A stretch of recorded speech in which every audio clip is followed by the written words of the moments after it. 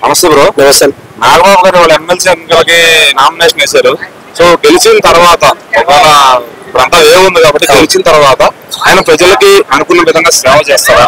కొంతమంది ఏమంటారంటే పవన్ కళ్యాణ్ గారు అన్నయ్య కాబట్టి పదవి ఇచ్చారు, ఏదో దాన్ని ఏమంటారు ఒక గిఫ్ట్ కింద అన్నట్టు అంటున్నారు. దాన్ని యాక్సెప్ట్ చేస్తావా? పదవి ఇస్తేనే పని చేస్తాం, పదవి ఇస్తేనే పని చేస్తాం, లేకపోతే పని చేయరు. ఇప్పుడు ఆయన పదవి ఇచ్చిందనుకో ఏదో ఒకటి పని చేస్తాడు.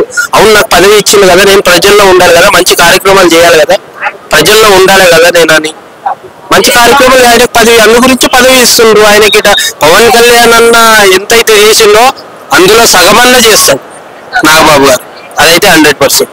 అంటే ఆల్రెడీ మనం చూస్తున్నాం కదా 5-6 సంవత్సరాల నుంచి కూడా నాగబాబు గారు పార్టీ కోసం కష్టపడతాం, అభిమానులందరినీ ఒక దాటికి తీసుకురావడం. మరి ఆయనకి పదవి అయితే అలంకారం కాదు కదా, ఆయనకి దీని అరుగుడే కదా ఆయన. అవును. మరి ట్రావెలర్స్ అందరూ ఎందుకు అట్లా అంటున్నారు?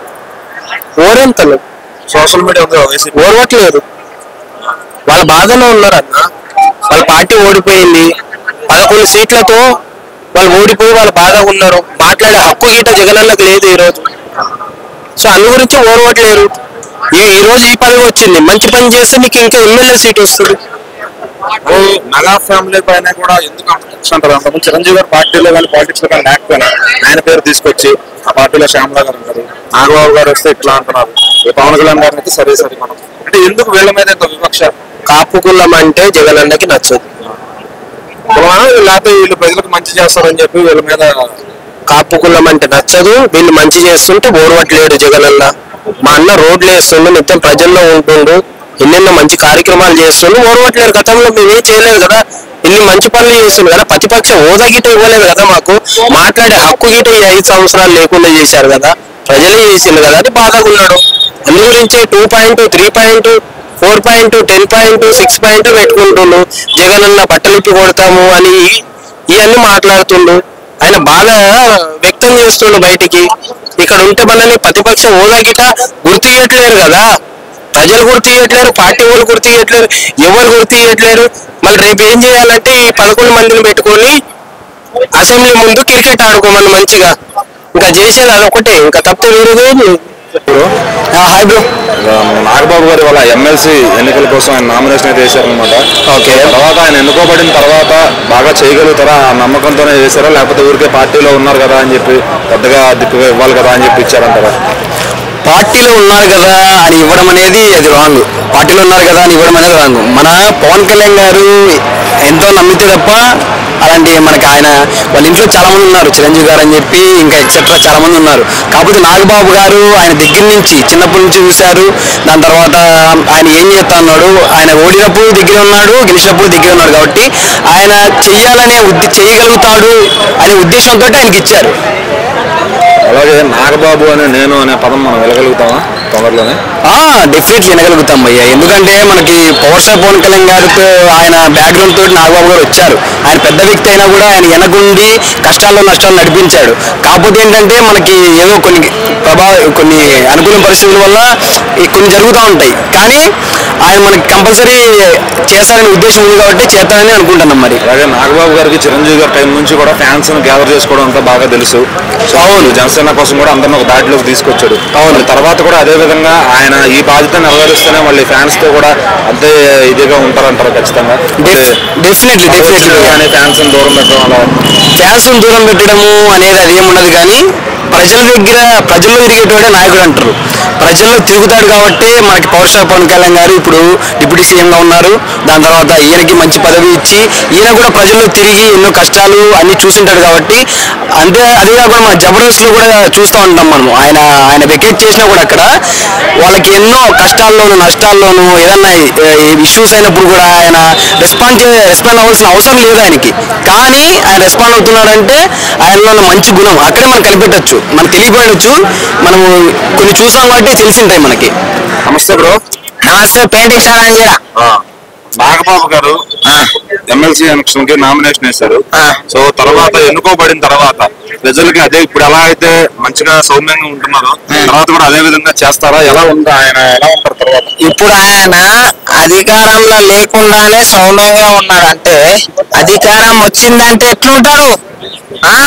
ఎంతో మందికి ఆయన బాసడగా నిలిచి సినిమా ఇండస్ట్రీలో ఎంతో ఎంతో సాయం చేసిన వ్యక్తి. ఎంతో మందికి ప్రాబ్లమ్స్ అవి ఉంటే నేనున్నా అని చెప్పి అండగా నిలిచిన వ్యక్తి ఆయన. అటువంటి వ్యక్తి పక్కా 100% ఉంటాడు, జనాలతోటే ఉంటాడు, వాళ్ళ సమస్యలు తీర్చడానికనే ఉంటాడు. వాళ్ళకి ఏం కావాలన్నా భయం, డబ్బు లేదా ఏం లేదు చెప్ప, అన్ని ఉన్నాయి, ప్రతిదీ ఉన్నది కాబట్టి వాళ్ళు ప్రజల కోసం వస్తున్నారు. కొంతమంది ఏమంటారంటే పవన్ కళ్యాణ్ గారు అన్నయ్య కాబట్టి తీసుకొస్తున్నారు, కావాలని పదవిస్తున్నారు, ఆయనకు అర్హత లేదని కొంతమంది సోషల్ మీడియాలో మాట్లాడుతున్నారు. ఎందుకని అర్హత లేదు? ఆయన కష్టపడడం చూసి బ్యాక్ బోన్ గా వెనక ఎంత కష్టపడడు, ఎంత సహకారం చేసింది తెలుసా? ఆ పార్టీ గెలవాలని చెప్పేసి ఒక్కొక్క ఊరు తిరగాలి, ఒక్కొక్క చోట తిరగాలి. అలాంటి వ్యక్తి ఇప్పుడు ఆయన మీద నిప్పులు చల్లడం చాలా తప్పుడు విషయం అని నేను అంటున్నా. నమస్తే సార్. నమస్తే. నాగబాబు గారు ఎమ్మెల్సీగా నామినేషన్ వేశారు. అసలు ఏంటి ఊపు, అవేవి ఎలా ఉంది, గెలుస్తారా, గెలిచినాక ఏం చేయబోతారు, అసలు అంటే చేస్తారని నమ్మకం ఉందా జనాలకి? ఖచ్చితంగానండి, ఎందుకంటే ఇది చంద్రబాబు నాయుడు గారి ప్లాను. నేను మొన్న కూడా మీకు ఒక మాట అన్నట్టున్నాను, రాజు బలంగా ఉండాలంటే సైన్యం బలంగా ఉండాలి. ఇప్పుడు నాగబాబు గారి పనితీరు ఎలా ఉంటుందంటే పర్సనల్గా చూసేది. ఎలాగా కూటమి జతకట్టిన తర్వాత నాగబాబు గారు రాష్ట్రం అంతా తిరిగి ఈ కూటమిని బలంగా నిర్మించడంలో ప్రముఖ పాత్ర పోషించాడు. ఈ కూటమి బలంగా ఉండాలా, ఒకరినొకరు మనస్పర్ధలు వస్తే మళ్ళీ జగన్ వచ్చే ప్రమాదం ఉంది. కాబట్టి కులాన్ని మీదో కులం మాదో కులం అని అనుకోవద్దు, మనం ఖచ్చితంగా గట్టిగా నిలబెడితేనే మన ప్రభుత్వం వస్తుంది. కాబట్టి ప్రతి ఒక్కరు కూడా ఐక్యతగా ఉండాలి, కలిసికట్టుగా ఉండాలని గట్టి పోరాటం చేసిన వ్యక్తి ఎవరైనా ఉన్నారంటే నాగబాబు గారు. అలాంటి వ్యక్తికి ఈవేళ ఎమ్మెల్సీ ఇచ్చి ఒక మంచి మంత్రి పదవో లేకపోతే ఇంకో కార్పొరేషన్ చైర్మన్ ఏదో ఇస్తే దానికి సమర్థవంతంగా పనిచేయగలరని నమ్మాడు కాబట్టి చంద్రబాబు నాయుడు ఈవేళ ఆయనకి అవకాశం కల్పించాడు. ఇంతకు ముందు నుంచి కూడా నాగబాబు గారికి Chiranjeevi national wide fans president ఒక మంచి పేరు ఉన్నాడు. అందరినీ కలుపుకుని ఫ్యాన్స్ ని ఐక్యత చేయడంలో ఆయన ఎప్పుడు ముందుంటారు. ఇప్పుడు కూడా అలాగే జన సైనికులందరినీ ఒక లాట్లో తీసుకొచ్చి అందరినీ అదే మాట మీద ఉంచుతారా? ఖచ్చితంగా ఉంచగలుగుతాడు. ఆయన ఒక్కడే ఉంచగలుగుతాడు. మళ్ళీ ఇంకోటి కూడా చెప్తాను, ఆయన ఒక్కడే ఉంచగలుగుతాడు. ఎందుకంటే ఆయనకు ఆ పట్టుంది. ఇప్పుడు కడుపులో దురుద్దేశం లేని వ్యక్తి అండి అతను. ఎవరైనా ఒక మాట అన్నాడు అనుకో, చిరంజీవి అన్నాను మా అన్నని ఎందుకన్నావు అని రమ్మని మాట్లాడటమే తప్ప కొడతానని కూడా అంటాడు, అన్నది చంపుతానని కూడా అంటాడు. ఎందుకంటే వీళ్ళు రాజకీయంగా డబ్బు చూసేసిన ఫ్యామిలీ కాదు. పవన్ కళ్యాణ్ సొంత డబ్బులు ఎన్నో ఖర్చు పెట్టేసి పేద ప్రజలకి ఎంతో సాయం చేసిన వ్యక్తి. అలాంటి వాళ్ళు అన్నప్పుడు సామాన్యంగా నిజాయితీ మీద కోపం వస్తుంది. నీతిగా నిజాయితీగా ఎవరైతే ఉంటాడో వాళ్ళ కోపం ఉంటుందండి. అలాంటిది నాగబాబు నిజంగా పదవికి అడుగుడు, ఏ పదవి ఇచ్చినా సమర్థవంతంగా చేయగలుగుతాడు. అందుకే మన చంద్రబాబు నాయుడు గారు ఏం ఆలోచిస్తారంటే మనం నిర్మించేటటువంటి ఈ రాష్ట్రాన్ని, ఆంధ్ర రాష్ట్రం అవసరమైపోయింది. జగన్మోహన్ రెడ్డి గారు ఉన్నప్పుడు సంక్షేమాన్ని నమ్ముకుని సంక్షేమం మాత్రమే ఇచ్చాడు అతను. అభివృద్ధి లేదు, పారిశ్రామిక కార్యక్రమాలు ఏమీ చేయలే, ఐటీ కంపెనీలు ఏమీ తేలా. ఓన్లీ వచ్చిన రెవెన్యూ, అమ్మేసిన భూములు, తాకట్లు పెట్టిన భూములు, రెవెన్యూ అంతా కూడా సంక్షేమ రూపంలో ఇవ్వకూడనోడికి ఇచ్చాడు, అవసరం ఉన్నవాడికి ఇచ్చాడు. కాబట్టి వేరే కార్యక్రమాలు చేయడానికి డబ్బు లేకుండా పోయింది. అలాంటి పరిస్థితుల్లో ఇప్పుడు రాష్ట్రం మొత్తం 10 సంవత్సరాల 15 సంవత్సరాలు వెనక్కిపోయింది. ఇప్పుడు గట్టిగా నిర్మించాలంటే ఇలాంటి నాయకులు ఉండాలి. నాగబాబు గారు లాంటి విజన్ ఉన్నటువంటి, గట్టి పట్టుదల ఉన్నటువంటి నాయకుడు కావాలి. కాబట్టి చంద్రబాబు నాయుడు గారు ఈవేళ నాగబాబు గారిని తీసుకున్నారు. నమస్తేనా? నమస్తే అండి.